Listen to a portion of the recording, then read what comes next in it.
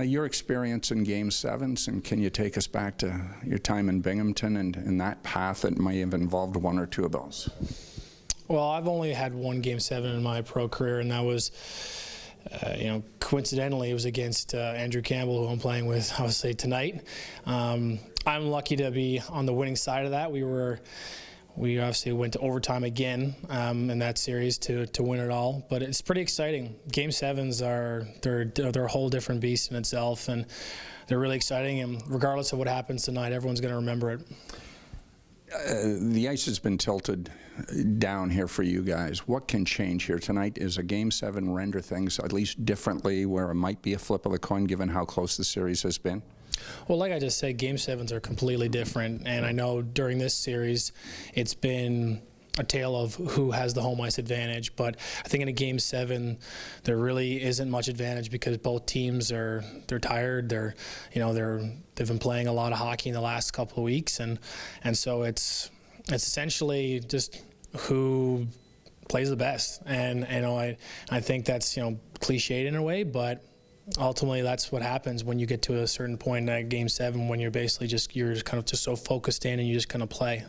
Negating crunch speed and transition, I guess that means keeping puck in their zone, winning possession battles, and maybe trying to create off opportunities off the boards?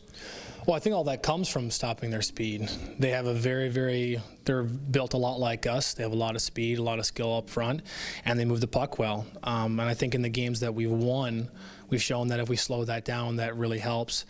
Now, with them having home ice advantage, obviously they have last change, but I think at the end of the day, it's gapping up, making sure that they can't get those extra strides. And with that leads a lot to a lot of offense where you have the energy to be able to poke the pucks in. Do you have the energy to be able to dump it in and go after it? So those types of things are important for tonight. You mentioned gapping up, and I guess the defense have chipped in and gapped up themselves alongside you guys. They've created 8 points in 6 games. Do you know things are going well offensively when they're chipping in that regard?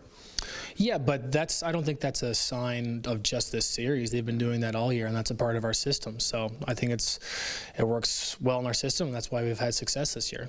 You played with Eric Condra.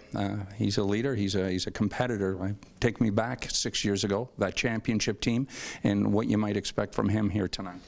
Oh, he's gonna be dialed in.